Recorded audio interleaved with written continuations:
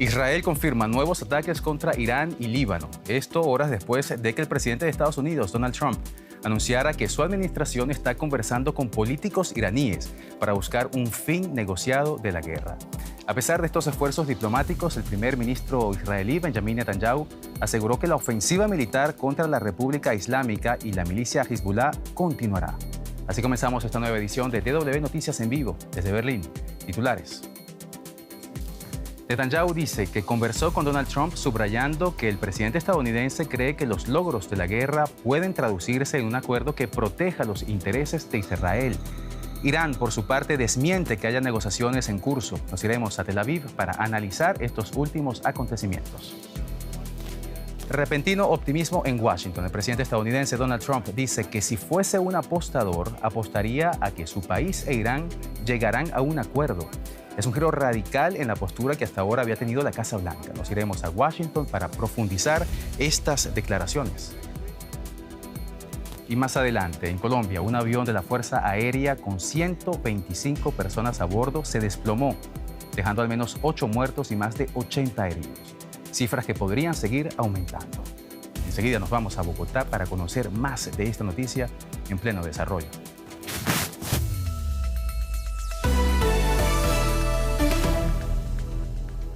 Soy Johan Ramírez. Bienvenidos al programa.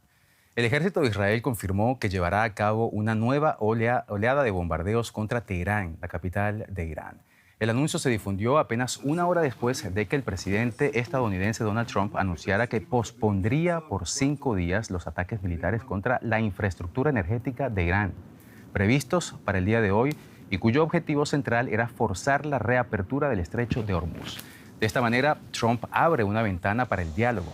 Por su parte, el primer ministro de Israel, Benjamin Netanyahu, llamó a otros países a unirse a la nueva ofensiva que, según Israel, durará varias semanas. Irán advirtió que responderá cualquier ataque a su territorio. El impacto devastador que este conflicto pudiera tener en el planeta está llevando a muchos de los actores a buscar una desescalada. Desde Tel Aviv, la periodista Maya Siminovich está dándole seguimiento a estos acontecimientos. Maya, un gusto saludarte, bienvenida al programa. El ejército israelí anuncia nuevos ataques contra Irán, mientras desde Estados Unidos, como decíamos antes, Donald Trump habla de negociaciones para terminar la guerra. ¿Cómo podemos interpretar la posición israelí en relación a estos esfuerzos diplomáticos? Hola, Johan. Sí, ha sido bastante sorprendente recibir estas palabras de Trump en Israel. La gente se ha sorprendido. Netanyahu, sin embargo, poco tiempo después dijo que había sido informado de que el presidente Trump veía una oportunidad para que se cumplan los objetivos de la guerra. Esto ha sido una cosa muy escueta que ha dicho, pero que, sin embargo, van a continuar, como has mencionado, los objetivos en el Líbano y también en Irán. Los objetivos militares israelíes. De este modo han continuado bombardeando en diferentes zonas de Irán hoy y también objetivos de Hezbollah en el Líbano de manera muy fuertemente hoy en particular. Así que Israel ha recibido el mensaje, continúa, puesto que esto parece más bien una prórroga o un alargamiento de una situación o tal vez simplemente posponer algo, pero en cualquier caso se entiende grosso modo que quien tiene la última palabra es Donald Trump. Pues como tú muy bien lo indicas, Maya, la ofensiva militar prosigue en todos los frentes. Israel prosigue su avanzada contra Irán y Líbano, mientras Teherán y la milicia islamista Hezbollah también mantienen sus retaliaciones. ¿Cuál es la situación actualmente allí en Israel donde tú estás, Maya? ¿Qué tanto esos ataques están alcanzando objetivos en suelo israelí? La guerra continúa, lo que pasa que hoy la intensidad de los misiles de Irán hacia el centro de Israel se ha visto disminuida drásticamente. Si ayer tuvimos que correr a los refugios unas 8 veces al día, hoy en el centro no ha habido ni una vez. Sin embargo, sí han disparado misiles recientemente en el sur, de nuevo a Dimona, en el centro de investigación nuclear.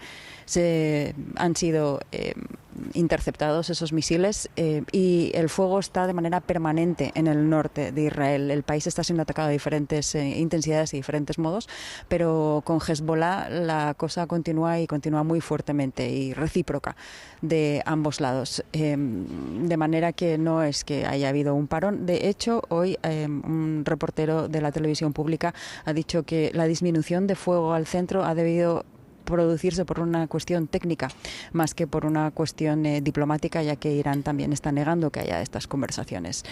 Así que hoy ha sido un día tranquilo en el centro, nada más que en el centro, en el resto del país no. Pues los ataques cruzados entre Irán, Israel y Hezbollah continúan mientras se duplican los esfuerzos diplomáticos para tratar de conseguir una salida negociada a la guerra. Lo conversamos con Maya Siminovich desde Tel Aviv. Maya, muchas gracias y hasta la próxima. Y si bien la ofensiva militar israelí prosigue, Donald Trump se muestra optimista de que Estados Unidos e Irán puedan llegar a un acuerdo para poner fin a la guerra. Trump confirmó que su yerno Jared Kushner y su enviado especial para Medio Oriente Steve Witkoff han mantenido conversaciones sólidas con un respetado político de Irán, aunque descartó que se trate del nuevo líder supremo de ese país, Mojtaba Khamenei, hijo del asesinado Ali Khamenei. Irán, por su parte, niega que por lo pronto haya negociaciones y dice que se trata de noticias falsas para manipular los mercados y hacer bajar los precios del petróleo.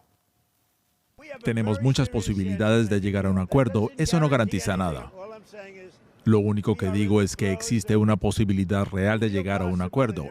Y creo que si fuera de los que apuestan, apostaría por ello. Pero de nuevo, no garantizo nada. Ellos tienen muchas ganas de llegar a un acuerdo. Gracias. Y nos vamos enseguida a Washington, donde el periodista José Díaz Briceño está siguiendo estas noticias para nosotros desde la Casa Blanca. José, bienvenido al programa, un gusto saludarte. Trump dice que hay conversaciones con Irán para acabar con la guerra. Teherán, ya lo decíamos, lo niega. ¿A quién le creemos, José?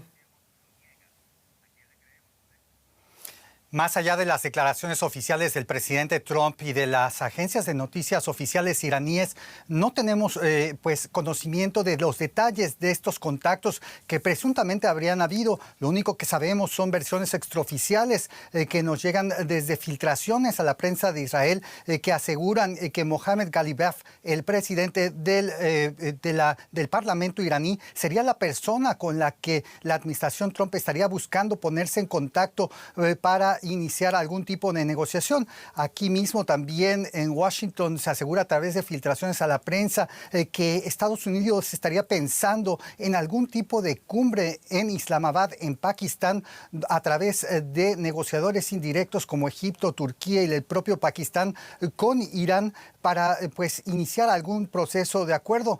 Todas estas son versiones extraoficiales, pero sí muestran esta urgencia del presidente Trump de encontrar un desescalamiento en una encrucijada que él mismo se colocó el propio sábado.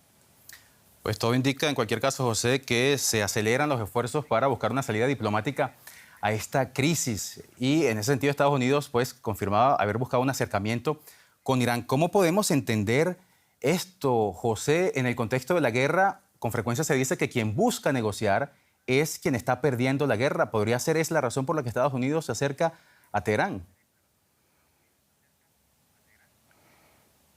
Al asegurar básicamente que Irán tenía 5 días para llegar a algún tipo de negociación con Washington, el presidente Trump básicamente está comprando tiempo.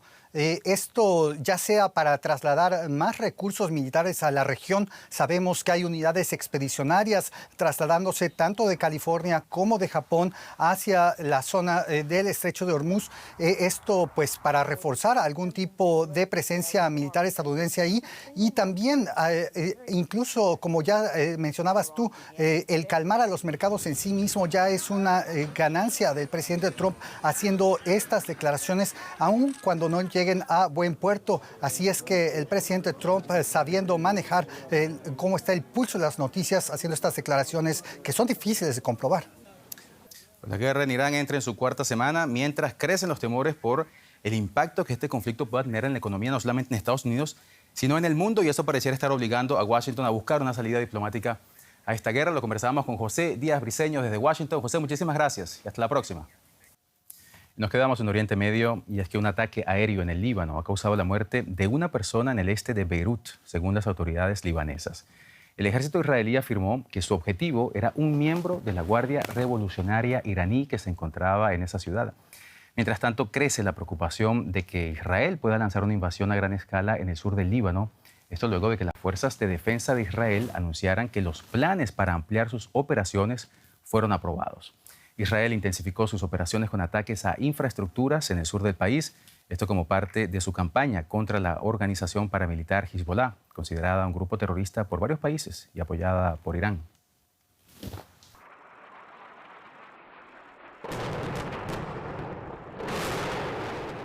Este es el momento en que Israel bombardea el puente de Kazmiyeh sobre el río Litani en el Líbano. El puente se encuentra en una ruta estratégica que conecta el sur con el resto del país. Israel destruyó el puente, miren lo que hicieron. La destrucción es enorme. ¿Dónde están las naciones árabes, la ONU y Estados Unidos para ver lo que está sucediendo aquí? El ejército israelí afirma que el puente es usado por las milicias de Hezbollah para el transporte de armas y emitió una advertencia antes del operativo. El primer ministro Benjamín Netanyahu y yo ordenamos a las fuerzas de defensa de Israel destruir inmediatamente todos los puentes sobre el río Litani con el fin de impedir que los terroristas y las armas de Hezbollah se desplacen hacia el sur. Y además para acelerar la destrucción de las viviendas libanesas en las aldeas fronterizas y frustrar las amenazas contra asentamientos israelíes, siguiendo el modelo de Beit Hanun y Rafah en Gaza. Israel está intensificando su ofensiva militar en el sur del Líbano. El ejército afirma que está ampliando sus operaciones terrestres con el propósito de eliminar a los militantes de Hezbollah.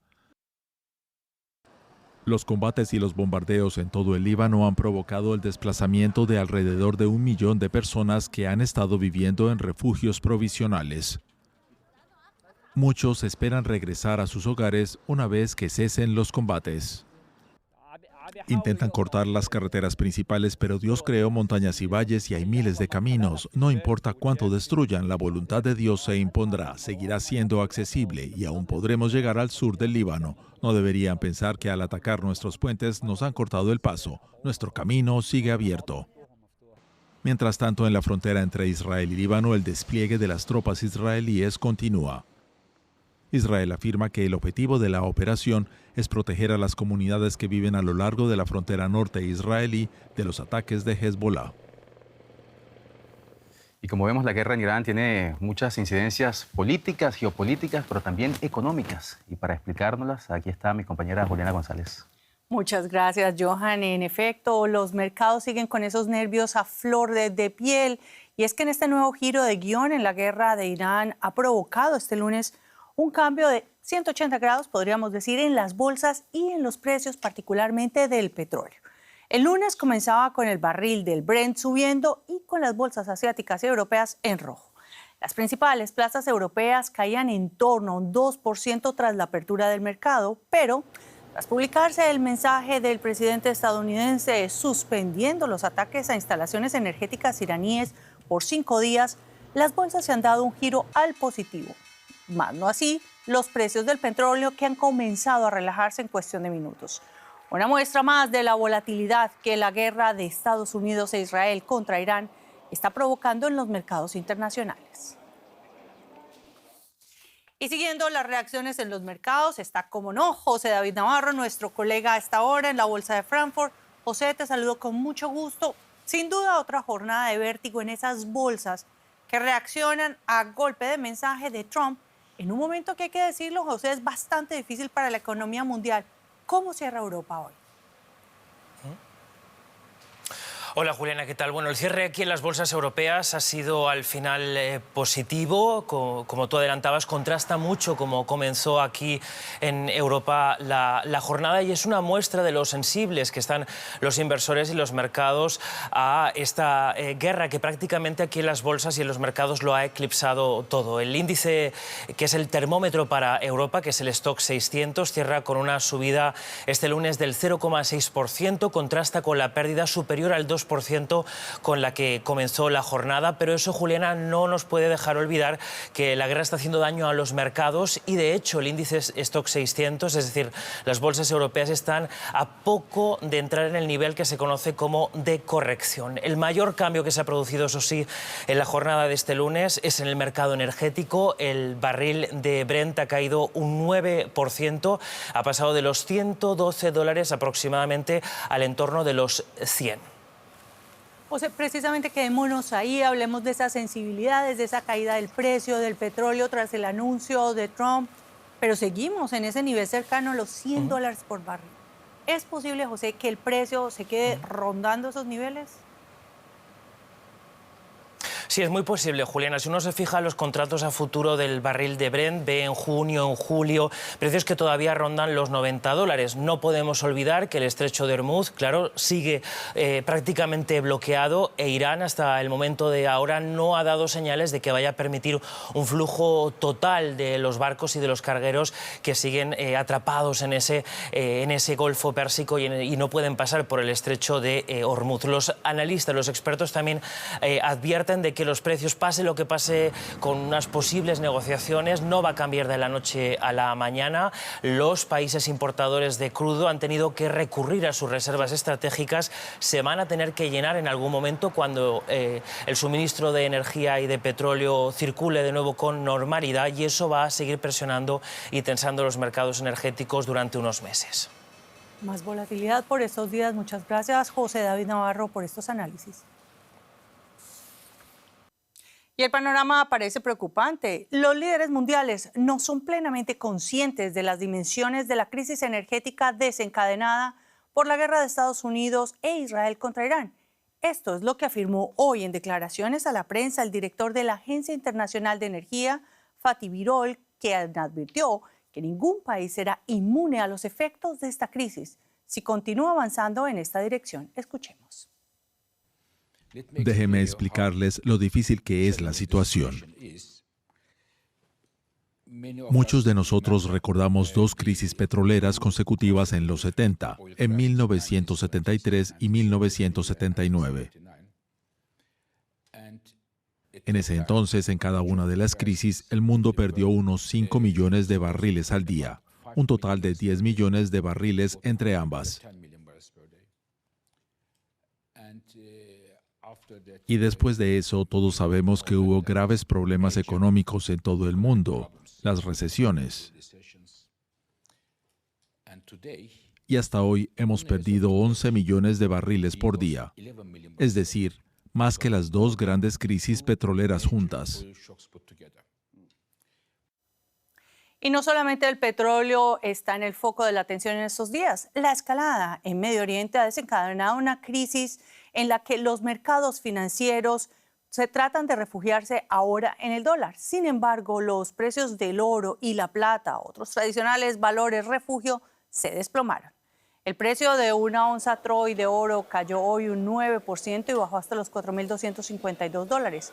La semana pasada, el metal precioso registró su mayor caída semanal en más de 40 años, con un descenso de más del 10%. Según los analistas, este desplome se debe a que los inversores han optado por usar los beneficios de la venta del oro para compensar pérdidas en otros activos en estos tiempos marcados por la volatilidad de los mercados.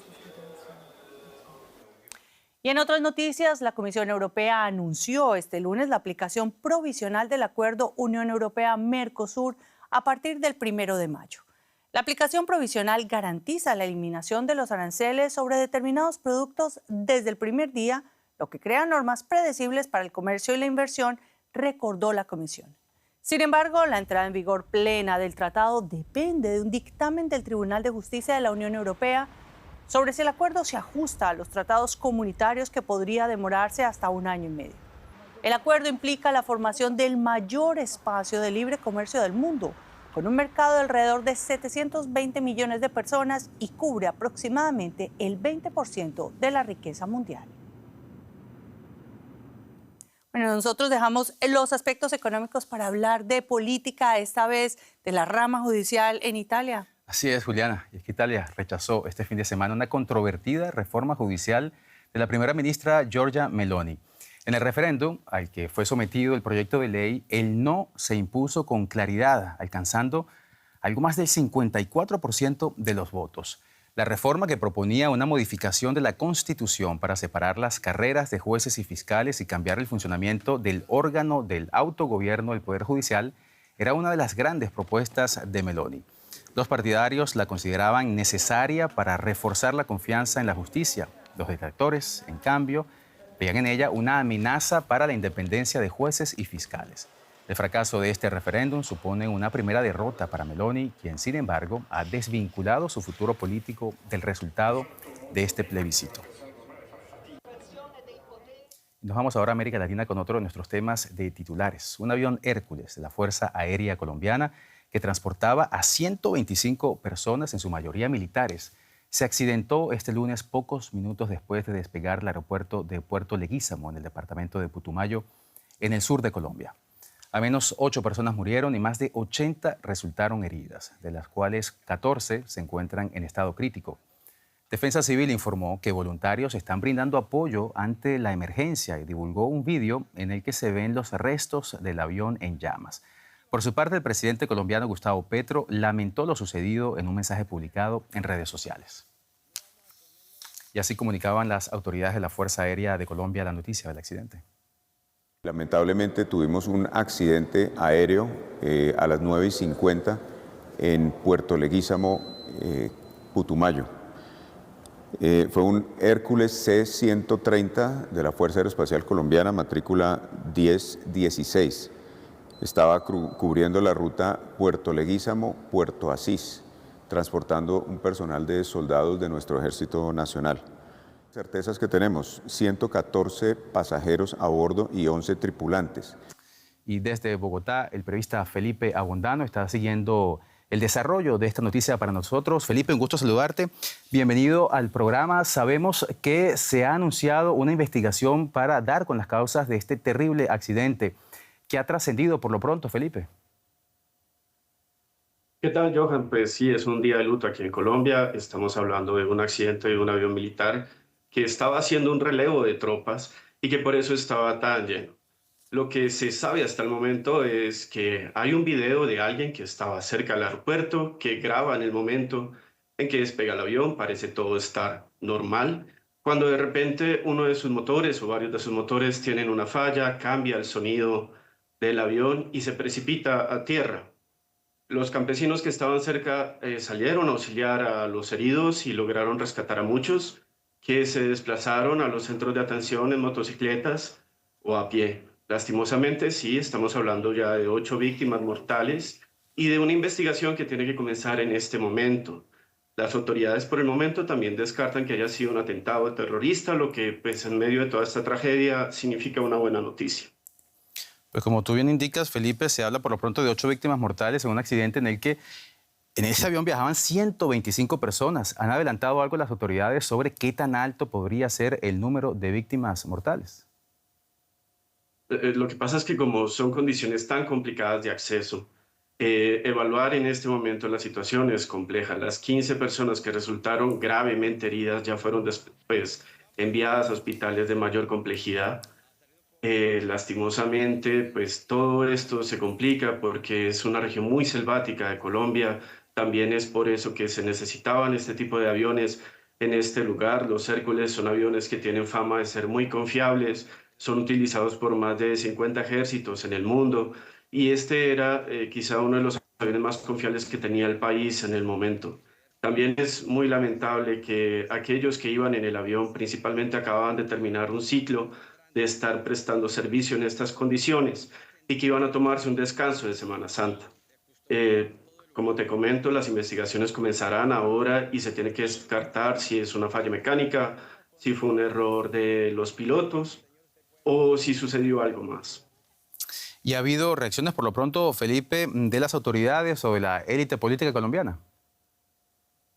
Sí, por supuesto, está el país en campaña y todo lo que esté relacionado con el ejército o con el conflicto armado hace parte de los reclamos que le hace, digamos, un sector de la población al presidente Gustavo Petro. Ellos consideran que el presidente ha debilitado las fuerzas armadas del país. El presidente ha utilizado Twitter para decir que él mismo recomendó la actualización de muchos equipos militares, que por eso también se han adquirido nuevos aviones Gripen y que se espera que se hagan esfuerzos para modernizar las aeronaves, principalmente helicópteros de carga de personal y también este tipo de aviones. El presidente citó complejidades en el proceso burocrático de adquirir estos equipos y solicitó que se agilicen.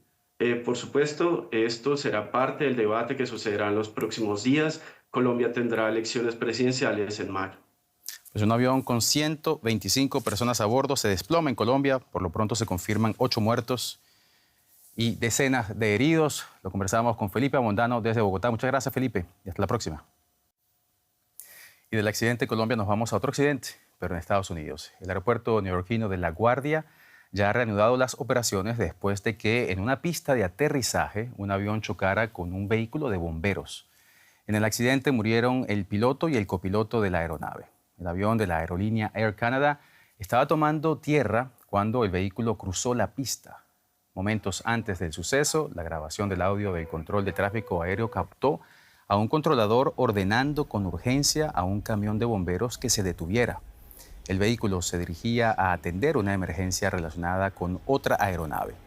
La mayoría de los heridos ha podido ser dada de alta.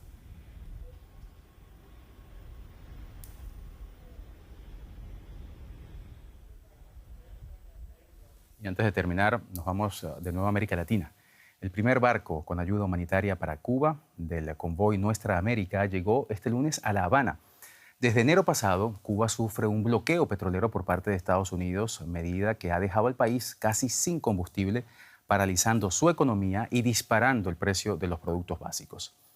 El convoy es una iniciativa internacional de activistas y políticos que llevará a la isla un total de 30 toneladas de ayuda entre alimentos, medicamentos, productos de higiene y paneles solares. Esto en un momento en el que las tensiones entre Cuba y Estados Unidos se acentúan con las amenazas de Donald Trump exigiendo un cambio de régimen en La Habana.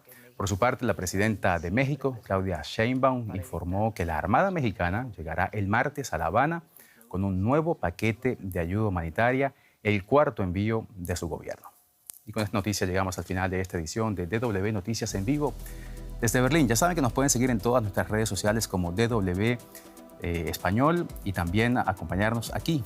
No se despeguen porque seguiremos dándole cobertura a todo lo que está sucediendo en el Medio Oriente con la guerra en Irán, pero también a toda la actualidad en América Latina, en especial en este día con el lamentable accidente que ha tenido lugar en Colombia. Yo por mi parte me despido, pero a la hora en punto volvemos aquí para seguir contándoles lo que está pasando en el mundo. Soy Johan Ramírez. Hasta entonces.